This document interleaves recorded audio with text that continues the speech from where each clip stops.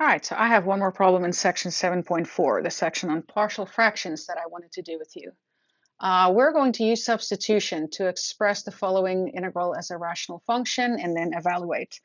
And here we have the integral of 1 over x times the square root of x minus 1 dx. So I'm going to start this problem by letting u be equal to the square root of x minus 1. So there's actually a few things that follow from this. First of all, we have du equal to, and of course the derivative of a square root is 1 over 2 times the square root, leave the inside alone, x minus 1, times derivative of the inside, so just times 1 dx, all right?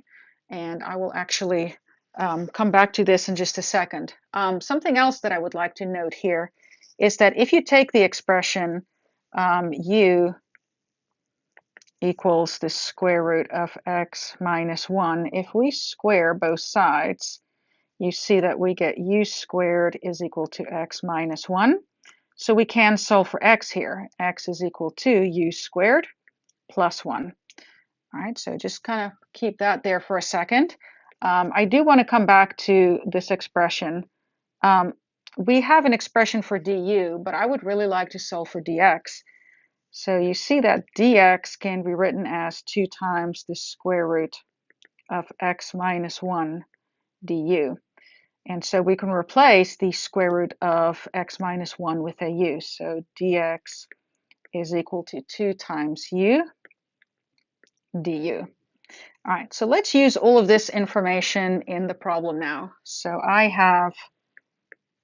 what we have is the integral of 1 over x times the square root of x minus 1 dx.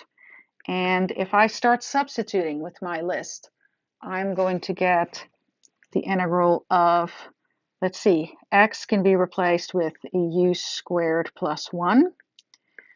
The square root of x minus 1 is u, and dx can be replaced by 2 times u du. All right, so some easy simplification here. We can cancel out these u's, and this gives us the integral of, or we can say, let's write it like this, 2 times the integral of 1 over u squared plus 1 du. All right, so for this integral, we do have a formula. This is simply going to be equal to 2 times tangent inverse or arctangent of u. And then if we just plug back in, we know that u, again, was equal to the square root of x minus 1. So final answer here, we will have 2 times tangent inverse of the square root of x minus 1 plus c.